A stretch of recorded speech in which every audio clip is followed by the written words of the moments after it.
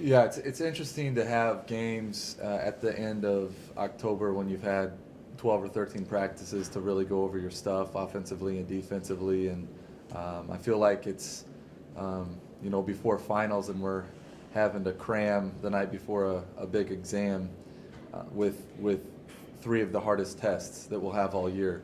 Like Nate said, Dominguez Hills is going to be, I can almost guarantee you they'll be picked at the top of their league, and Academy might be the most athletic team at any level that we'll see all year long. They have some real elite athletes on their team. So we started off with William and Jewel, who is out of a very good league in the Great Lakes Conference, and they can really shoot it, and they're going to pose some problems for our defense because they can put a lineup on the floor that has four legit three-point threats, which is always an issue for us. But I like where we're at. We have seven really good leaders in our seniors, and I feel like with our particular lineups, we can give our opponents a really diverse look too. So we're excited.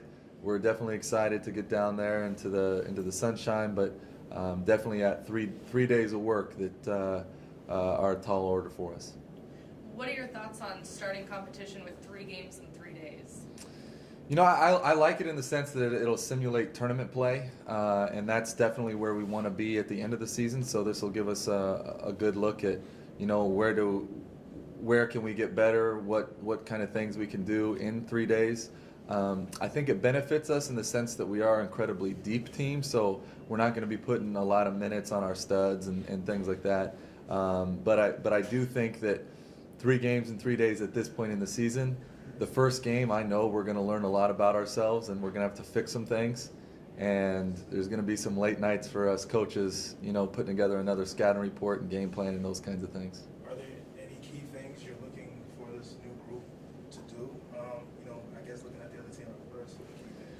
Well, we had an inter-squad scrimmage yesterday, and we missed 53 box outs. So we definitely have to address that. That's why I was late today, because I'm going to have to take some blood pressure medicine for that. But just little things at this point, and I think that's normal when you have to cram in is, we play 2 defenses, and we have 2 presses, and we have, 15 set plays, and at this point, sidelines out of bounds plays, blobs, slobs, making sure that we match up with their personnel and things like that. So there's a lot that we have to put on, and sometimes you don't focus in on the little things. I think with any sport, you always got to go back to the fundamentals, and so those types of things, just playing with energy and competing. If we don't compete, we're not going to beat anybody.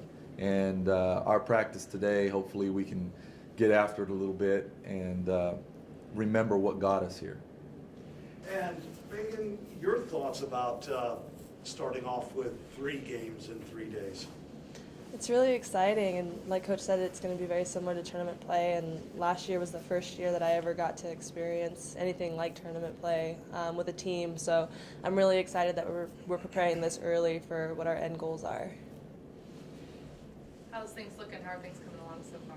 It's exciting. It's really exciting to see all of these amazing girls all being able to come together, and we're so strong and so fast, and it's hard to compare to right now because we can't see what the other teams look like, but I mean every day is just so exciting to walk out on that floor with 13 other girls who I know have my back, 13 other girls who have the same goals and the same aspirations that I do, and there's nothing like it. It's really exciting. What do you see as the strength of your team heading into this weekend? I think leadership. We're an old team, to say the least, and so having that old leadership on our team is definitely going to come in handy, because that's something that you can't really teach. You can't teach time to people. It's something that you just kind of have to accumulate over time. Having such a deep, experienced team, do you think that you already have a leg up on the competition because your team is who you've been scrimmaging, who you've been playing against in preparation for this tournament?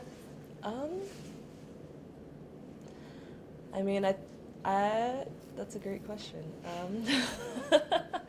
I just think that having an old team gives us some really good advantages that, like I said, are hard to simulate when you don't have that type of team that you're scrimmaging against every day. So I think that it does give us some advantages, but I mean, we do got some old bones in our team too, so. Is that also a cause of concern on the opposite side because of the fact that they're scrimmaging against each other all this time, and so they know what they bring to the table, whereas maybe what's true for you may also be true for them? I guess I hadn't thought about it like that. It's an interesting point of view.